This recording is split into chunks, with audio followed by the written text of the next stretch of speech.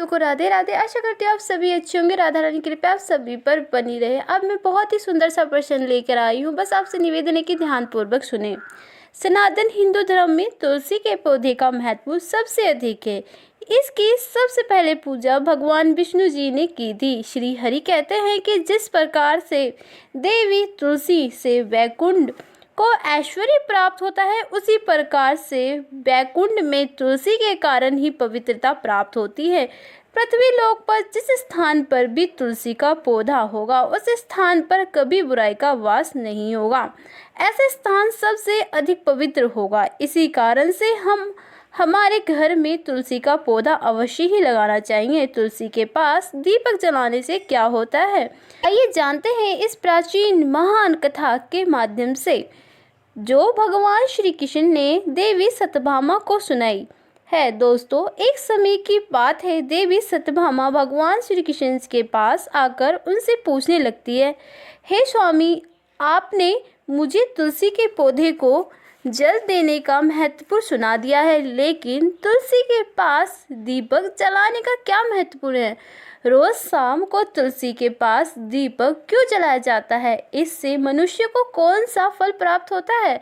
तुलसी के पास दीपक जलाने की विधि क्या है तथा दीपक लगाते समय कौन सा मंत्र का उच्चारण करना चाहिए? कृपया आप मुझे विस्तार से बताइए।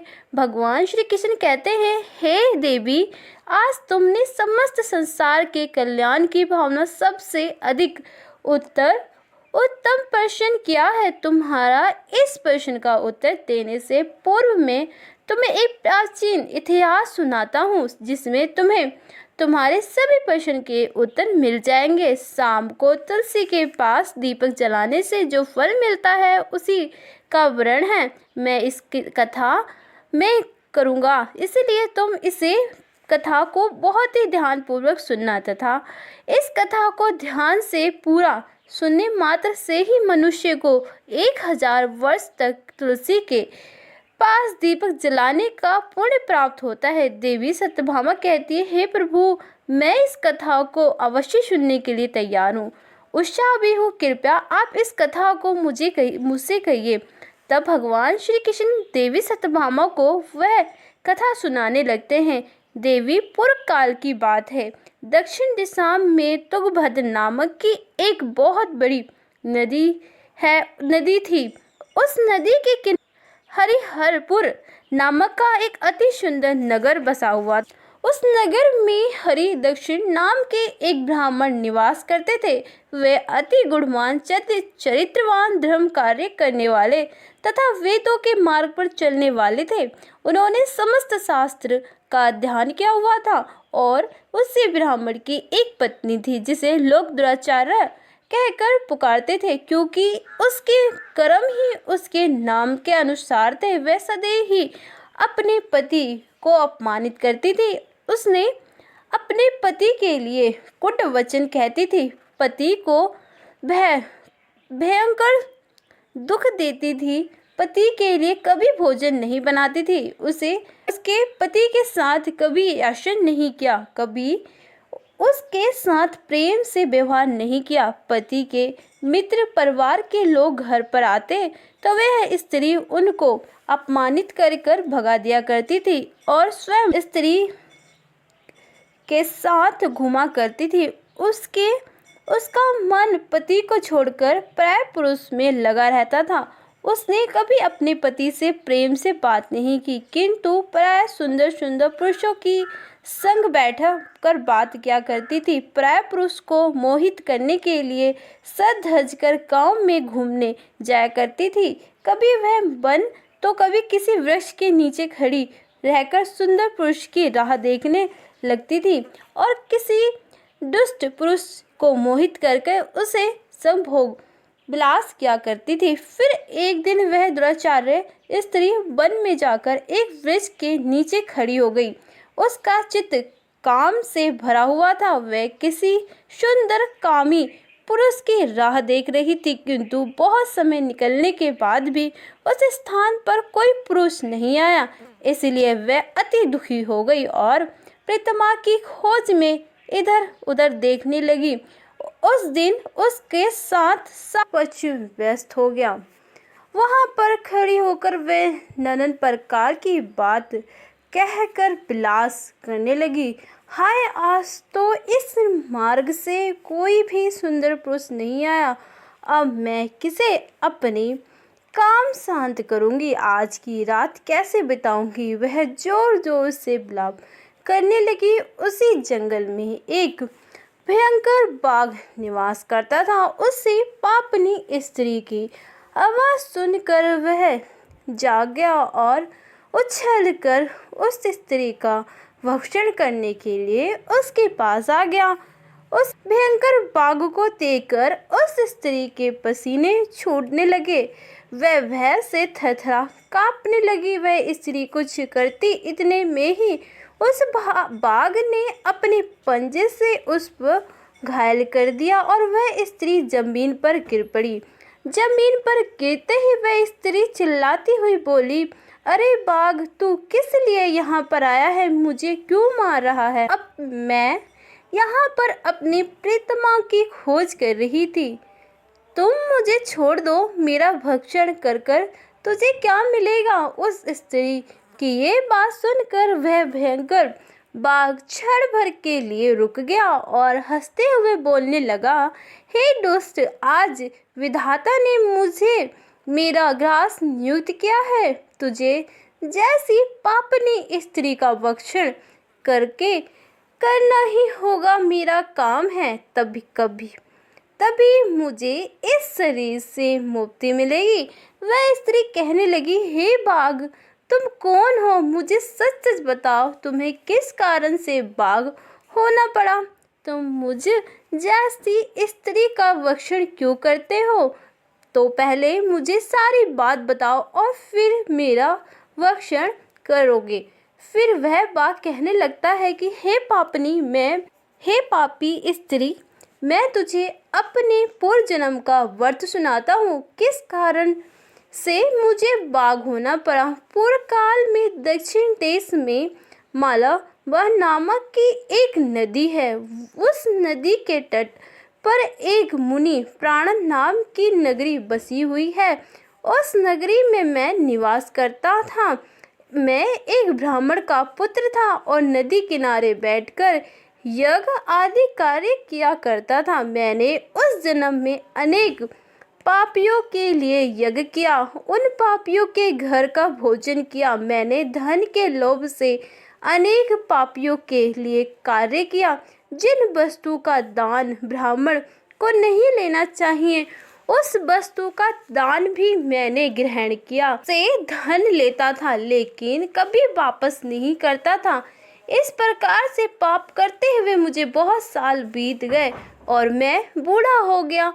मेरे बाल सफ़ेद हो गए, आँख सूज गई, मुंह के सारे दांत गिर गए, लेकिन फिर भी मेरी दान लेने की आदत नहीं गई और मैं पाप करता गया। फिर एक दिन मैं धन के लोभ से नदी किनारे गया और अन्य धृत ब्राह्मणों के साथ मिलकर हम लोगों को झूठे मंत्र वचन बोलकर हमने बिना विधि की ही देवी देवता का पूजन किया और बहुत सारा धन दान में ले लिया। फिर उसी स्थान पर एक बीमार कुत्ते ने मेरे पैर में काट लिया और मैं मूर्छित होकर गिर पड़ा। उसी क्षण मेरे प्राण चल गए। फिर यम के 2 दूत उस स्थान पर प्रकट हुए। उस स्थान पर मुझे पकड़कर यमलोकपुरी में ले गए। वहां पर यमराज ने चित्रगुप्त से मेरे कर्म का लेखक जोखा निकालने के लिए कहा। फिर चित्रगुप्त कहने लगे, धर्मराज, इस ब्राह्मण ने घोर पाप किए हैं।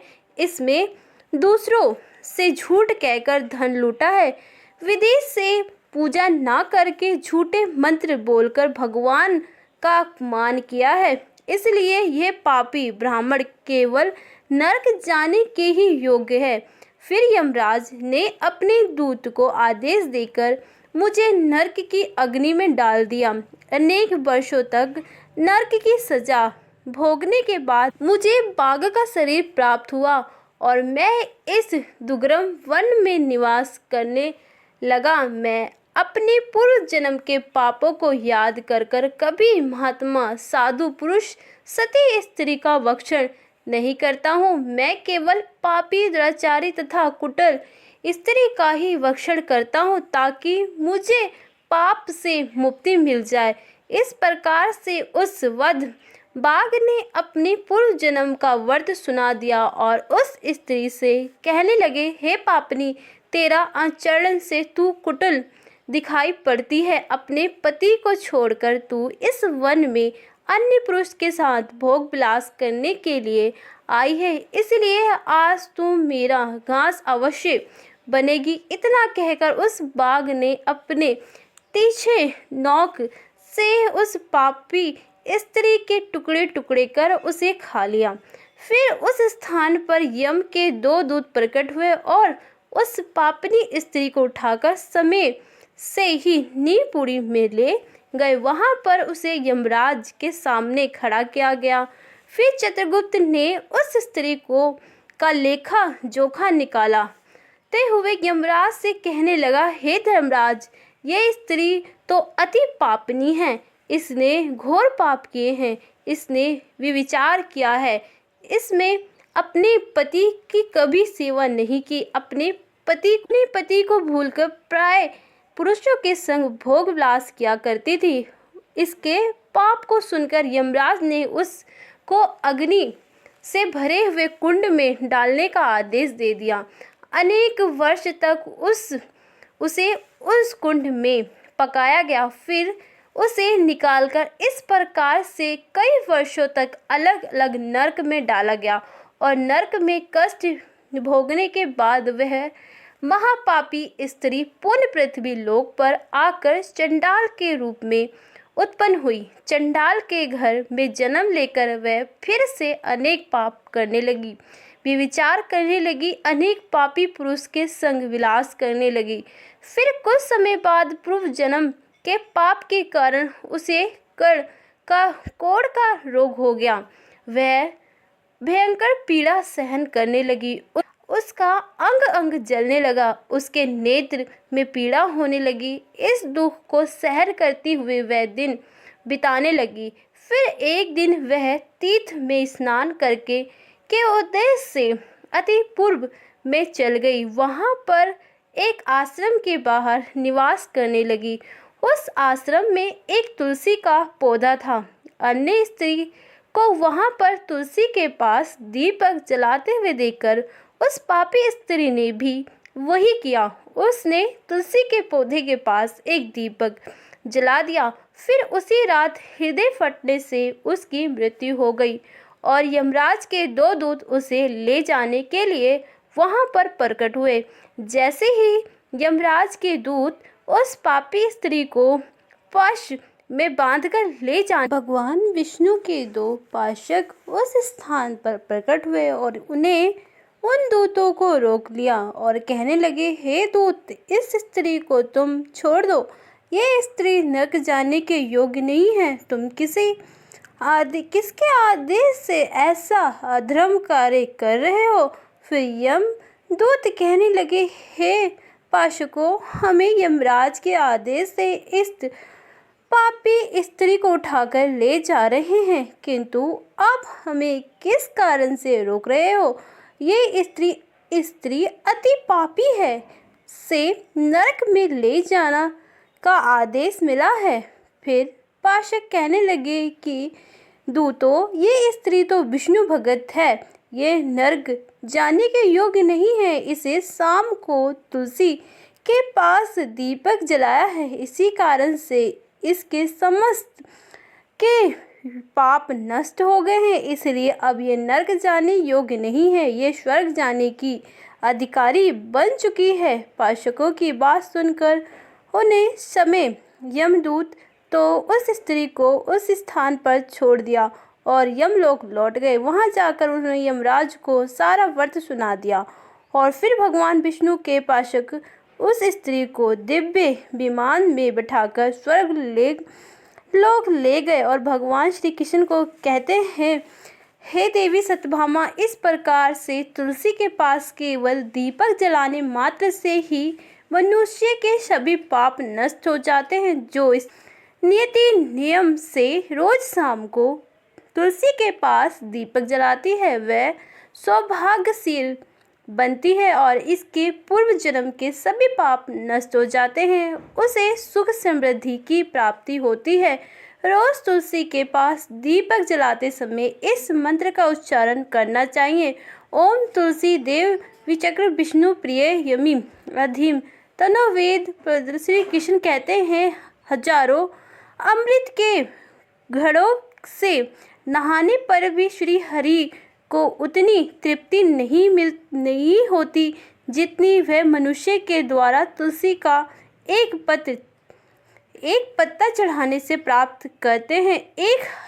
1000 गोदान से मानव जो फल प्राप्त करता है वही फल तुलसी के पत्ते के दान से पा लेता है। जो मृत्यु के समय अपने मुख में तुलसी का पत्ता को लेके जल पी जाता है वह संपूर्ण पाप से मुक्त कृष्ण के धाम जाता है। तो दोस्तों इस वीडियो से भगवान श्री कृष्ण ने तुलसी के पौधे के पास दीपक जलाने का महत्व बताया है। आपको ये कथा कैसी लगी कमेंट करके जरूर बताएं। सभी भक्तों को राधे राधे। आशा करती हूँ आप सभी अच्छे होंगे। राधा रानी की कृपा आप सभी पर बनी रहे। अब मैं बहुत ही सुंदर सा प्रश्न लेकर आई हूँ। बस आपसे निवेदन है कि ध्यानपूर्वक सुने। सनातन हिंदू धर्म में तुलसी के